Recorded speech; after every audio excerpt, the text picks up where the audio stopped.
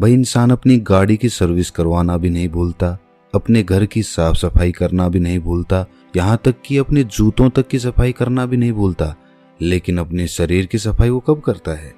आप सोच रहे होंगे कि भाई हम नहाते धोते तो रोज हैं, तो सफाई तो हो ही जाती है। मैं बाहर की सफाई की बात नहीं कर रहा, मैं भीतर की सफाई की बात कर रहा हूँ, पेट की सफाई की बात कर रहा हूँ। भाई वाघ भट्ट जी ने आयुर्वेदा में लिखा है कि 99% बीमारियां पेट से पैदा होती हैं। चलिए पहले ये समझ लेते हैं कि हमारे पेट से बीमारियां पैदा कैसे होती हैं, और तभी हम समझ पाएंगे कि फिर उस पेट को साफ कैसे करना है। आपको ऐसे बहुत सारे लोग दिखेंगे जो अपनी बीमारियों के कारण दुखी रहते हैं, डॉक्टरों के पास घूमते रहते हैं, किसी वैद्य के पास जाते रहते हैं, और फिर उनका जीवन दवाइयों के सहारे चलने लगता है। और ये भी हकीकत है कि उन दवाइयों से उन्हें कुछ देर के लिए तो आराम हो जाता है, लेकिन उस बीमारी की जड़ कभी नहीं जाती। और जैसे ही वो दवाई लेना छोड़ते हैं तो दर्द फिर से उनको परेशान करने लग जाता है। भाई कितने ही लोग आपने देखे होंगे, और वास्तविकता में तो आपके परिवार में भी ऐसे लोग होंगे।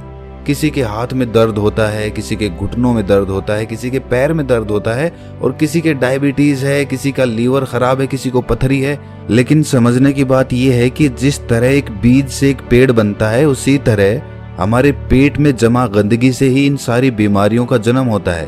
भाई ये तो हम सभी जानते हैं कि फलों और कच्ची सब्जियों को पचने में तकरीबन 2 से 3 घंटे लगते हैं। वहीं पर अगर हम अनाज की बात करें, जैसे गेहूं या फिर कोई और अनाज, तो उसको पचने में 5 से 6 घंटे लगते हैं। लेकिन अगर हम बात करें मांस या मछली या फिर नॉनवेज की, तो उसको पचने में 15 से 20 घंटे लग जाते हैं। अब जो हम खाते हैं वो किस तरह गंदगी के रूप में हमारे शरीर में जमा हो जाता है, ये बड़े ध्यान से समझना। ये समझोगे तभी ये समझ पाओगे कि उस गंदगी को बाहर कैसे निकालना है। इससे मैं आपको आसान तरीके से एक उदाहरण के माध्यम से समझाता हूँ। मान लीजिए कि आप अपनी गाड़ी लेकर अपने घर से जाते हैं। रास्ते में गाड़ी सड़क पर चलती है, और कुछ दूर सड़क पर चलने के बाद सामने कीचड़ आ जाता है। अब जब कीचड़ में से गाड़ी होकर निकलेगी तो उसके टायर पे भी कीचड़ लगेगा, उसका टायर गंदा होगा। अब वो कीचड़ कुछ दूर बाद खत्म हो गया और आप फिर से सड़क पर आ गए। अब फिर से जब गाड़ी सड़क पर चलने लगेगी तो हो सकता है उसका कीचड़ हट जाए, लेकिन वो कीचड़ पूरी तरह से साफ नहीं होता, वो ऊपर ऊपर से साफ हो जाएगा। आप किसी चीज से साफ करेंगे तो भी वो ऊपर से ही साफ होगा, क्योंकि टायर पर जब हम देखते हैं तो उसमें लेयर्स बनी होती हैं, उसमें एक स्पेस बना होता है, एक जगह बनी होती है, और उसमें मिट्टी फंसी रहती है, कीचड़ भी उसी में फंसा रहता है। तो ऊपर से साफ करने पर वो ऊपर ऊपर से साफ होता है। उस टायर को पूरी तरह से साफ करने के लिए आपको तेज प्रेशर से उस पर पानी डालना होगा, तब उस बीच वाले स्पेस से वो मिट्टी निकल कर बाहर आएगी। लेकिन अगर हम हाई प्रेशर से उस पर पानी नहीं मारते हैं तो वो मिट्टी सालों सालों तक उसमें फंसी रहती है और टायर यूं ही चलता रहता है। उसी तरह जब हम कोई खाना खाते हैं तो पहले तो वो खाना हमारे मुंह में आता है, मुंह में हम उसे चबाते हैं, फिर वो हमारे पेट में पहुंचता है, जहां पर हमारी इंटेस्टाइन उसमें से रस लेती है, उसमें से जो भी न्यूट्रिशंस होते हैं उन्हें खींच लेती है, और उसके बाद उसे स्मॉल इंटेस्टाइन में भेज देती है, जहां से वो अपने रास्ते से बाहर आ जाता है। लेकिन हर प्रकार के खाने को पचने में अलग अलग समय लगता है, ये तो हमने सीख लिया, अभी पीछे बताया था। तो इससे पहले कि वो खाना पच पाता, हमारे इंटेस्टाइन उसमें से जरूरी न्यूट्रिएंट्स निकाल पाती, उससे पहले ही हम कुछ और खा लेते हैं। अब वो भी तो जाएगा, अब वो खाना जो हमने अभी खाया है वो भी इसी रास्ते से वहीं पर पहुंचेगा। तो अब जो खाना पहले से हमारे पेट में पड़ा हुआ है, जो पूरी तरह से हजम भी नहीं हुआ है, डाइजेस्ट नहीं हुआ है, वो अभी उस पर प्रेशर लगेगा। किसका?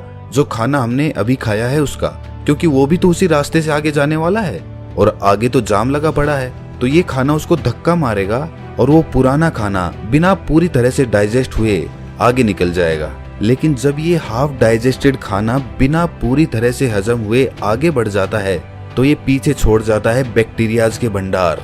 बहुत सारे बैक्टीरियाज होते हैं जो पीछे छूट जाते हैं, और ये बैक्टीरियाज हमारे इंटेस्टाइन से, यानी कि हमारे पेट की, हमारे स्टमक की जो इनर वॉल्स होती हैं उनसे चिपक जाते हैं, चिपट जाते हैं। उसी तरह जैसे वो कीचड़ उस गाड़ी के पहिए पर लगा था, ठीक उसी प्रकार अब हमारे इंटेस्टाइन तो खाने से न्यूट्रिशंस खींचने के लिए बनी है। तो जब हमारे इंटेस्टाइन खाने से न्यूट्रिशंस खींचती है और शरीर के दूसरे अंगों में उन्हें पहुंचाती है, तो उन न्यूट्रिशंस के साथ ये बैक्टीरियाज जो पहले से ही हमारे इंटेस्टाइन से चिपके हुए थे, ये भी खून के साथ अलग अलग अंगों में पहुंच जाते हैं। जब ये बैक्टीरिया वाला खून हमारे शरीर के अलग अलग अंगों पर पहुंचता है तो अलग अलग प्रकार की बीमारी पैदा होती है। जैसे जब ये लीवर में पहुंचेगा तो वहां पर पथरी बनने के चांसेस रहेंगे। जब ये दिल के पास पहुंचेगा तो दिल का दौरा पड़ने के चांसेस रहेंगे, और जब ये मस्तिष्क में पहुंचेगा तो ये दिमाग की बीमारी पैदा कर देगा। और इसी प्रकार जहां भी ये पहुंचेगा, जोड़ों में पहुंचेगा तो जोड़ों का दर्द पैदा करेगा। तो इसीलिए समय समय पर हमें अपने पेट की सफाई करते रहना चाहिए, ताकि हमारे इंटेस्टाइन में वो बैक्टीरिया जमा ना होने पाए। चलिए मैं आपसे पूछता हूँ कि घर की सफाई करने के लिए सबसे पहला स्टेप क्या होता है? भाई कॉमन सेंस की बात है कि अगर हमें अपने कमरे की सफाई करनी है तो हमें कमरे को खाली करना होगा। अगर फर्श साफ करनी है तो फर्नीचर को बाहर निकालना पड़ेगा। उसी तरह से हमें भी अपने पेट की सफाई करने के लिए ऐसे ही शुरुआत करनी चाहिए। अगर हम अपनी पूरी बॉडी को डिटॉक्स करना चाहते हैं तो सबसे पहले तो हमें अपने पेट को साफ करना होगा, जहां से सारी बॉडी में बैक्टीरिया सप्लाई हो रहे हैं। तो इसका सबसे अच्छा, सबसे पहला और सबसे आसान तरीका है व्रत करना, फास्टिंग करना चालू करिए। फास्टिंग करने से हमारा पेट खाली होगा, और जब हमारा पेट खाली होगा तभी तो हम उसकी सफाई कर पाएंगे। अब देखिए, फास्टिंग करना कुछ लोगों को बहुत डिफिकल्ट लगता है, बहुत कठिन भी होता भी है। जो लोग फास्टिंग कर सकते हैं वो फास्टिंग करें, हफ्ते में किसी दिन कर लें या महीने में कर लें। और फास्टिंग करें तो पानी, जूस या फिर कोई फल इत्यादि ही खाएं, क्योंकि तभी तो वो फास्टिंग होगी। और जिन लोगों को ये कठिन लगता है कि भाई वो भूखे नहीं रह सकते, फलों से उनका पेट नहीं भरता है, तो ऐसे लोग हल्का खाना खा सकते हैं, जैसे खिचड़ी खा ली। जब आप इस तरह का कोई व्रत करते हैं तो जाहिर सी बात है आपका पेट तो खाली ही रहेगा। और जब आपकी बॉडी को विटामिन या फिर न्यूट्रिएंट्स चाहिए होंगे तो वो आपके इंटेस्टाइन के पास इंफॉर्मेशन भेजेंगे कि भाई आगे न्यूट्रिशंस की जरूरत है, सप्लाई चाहिए, हमें जल्दी से दो। और इंटेस्टाइन के पास तो कुछ है ही नहीं, वो देगा क्या? तो जो बैक्टीरियाज इंटेस्टाइन पे पहले से चिपके होते हैं, खून उन्हीं को लेकर उन अंगों के पास पहुंच जाता है, और इस तरीके से वो इंटेस्टाइन यानी कि हमारे पेट की वो इनर वॉल्स साफ हो जाती हैं, उन पर से बैक्टीरिया हट जाता है। लेकिन अब वो बैक्टीरियाज हमारे खून में मौजूद हैं, तो अपने खून में से वो बैक्टीरियाज निकालने के लिए आपको पसीने निकालने चाहिए। आप जितने पसीने निकालेंगे उतना ही आपका खून डिटॉक्स होता जाएगा। जो हमारी स्किन में छोटे छोटे पोर्स होते हैं ना, जहाँ से पसीना बाहर आता है, तो उस पसीने के साथ जो हमारे खून में जो अनवांटेड मटेरियल्स होते हैं वो भी बाहर आ जाते हैं। लेकिन एक बात सच बताना, आप में से बहुत सारे लोग ना सोचते तो होंगे कि कल से हम अच्छा रूटीन बनाएंगे, डेली एक्सरसाइज करेंगे, अच्छा खाना खाएंगे और अपने शरीर का ख्याल रखेंगे। लेकिन अगली सुबह आते ही आप भूल जाते हो, फिर से वही रूटीन, फिर से लेट उठना, फिर से ऑफिस में जाना और फिर से आकर उसी तरह से रात में लेट सोना। देखिए, इसमें गलती इंसान की नहीं होती, इंसान का रूटीन ही ऐसा हो गया है। वो कभी रात की ड्यूटी करता है तो कभी दिन की ड्यूटी करता है, तो इस तरीके से उसका कोई रूटीन फिक्स हो ही नहीं पाता, और वो अंदर ही अंदर अपने मन में निराश होता चला जाता है। भाई किस तरह से एक्सरसाइज स्टार्ट करोगे? टाइम तो मिलता ही नहीं तुम्हें, कैसे अपना ख्याल रखोगे बताओ मुझे। तो दोस्त, इसके लिए विकल्प होते हैं। अगर तुम ध्यान से सोचोगे, दिमाग लगाओगे, तो तुम्हें ऐसे तरीके मिल जाएंगे।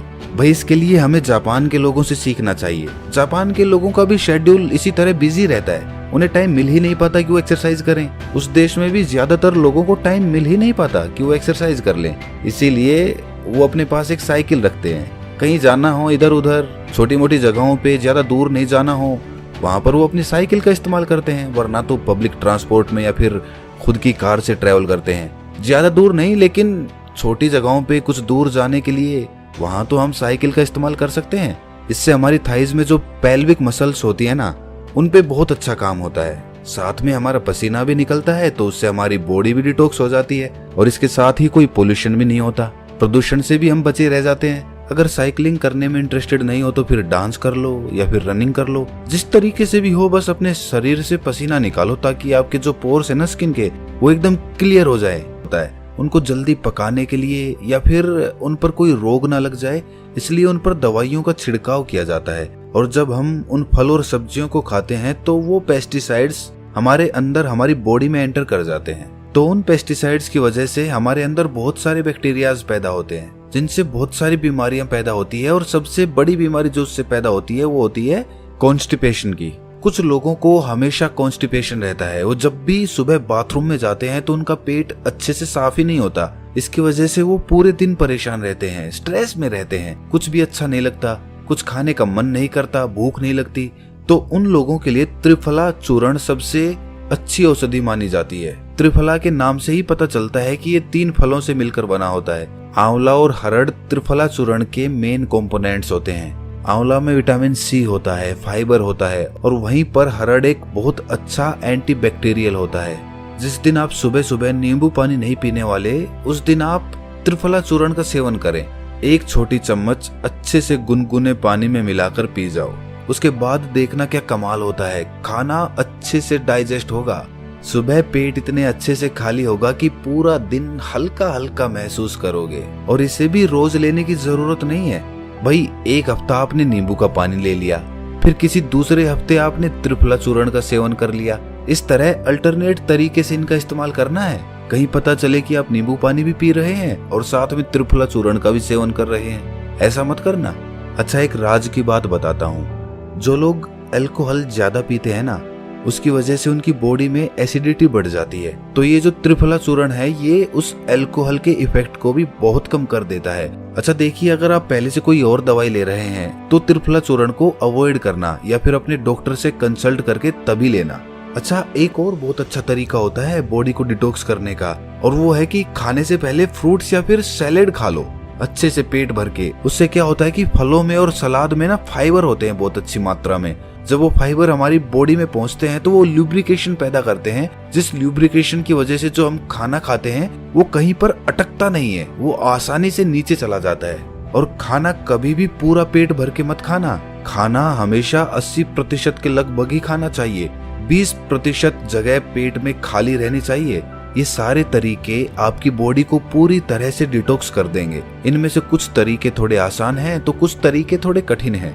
आप अपनी सुविधा के अनुसार कोई भी तरीका अपना सकते हैं, लेकिन ये सारे तरीके बॉडी को डिटॉक्स करने के लिए हैं। माइंड को डिटॉक्स करने के लिए कुछ अलग तरीके होते हैं। अगर इस वीडियो में हम डिस्कस करेंगे तो ये वीडियो बहुत लंबी हो जाएगी, लेकिन आप ये जान लीजिए कि जितना जरूरी बॉडी को डिटॉक्स करना है, उससे कहीं ज्यादा जरूरी माइंड को डिटॉक्स करना होता है। क्योंकि हमारे माइंड में ना बहुत सारा स्ट्रेस है, बहुत एंजाइटी है, बहुत सारे डर है, फियर है, ईर्ष्या है, जलन है, द्वेष है, पता नहीं किस किस तरह के इमोशंस हमारे दिमाग के अंदर भरे पड़े हैं, जो कभी खाली ही नहीं होते, जो वहीं पर अटके रह जाते हैं और हमें हमेशा परेशान करते रहते हैं, नई नई बीमारियों को पैदा करते रहते हैं।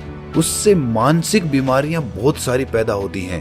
डिप्रेशन हो जाता है, हमेशा दुखी रहना, खोया खोया रहना, समाज से कटके रहना, किसी से मिलना जुलना नहीं, कॉन्फिडेंस कम हो जाना, अपने एक्सप्रेशन दूसरों के सामने एक्सप्रेस ना कर पाना, ये सारी प्रॉब्लम्स माइंड डिटॉक्स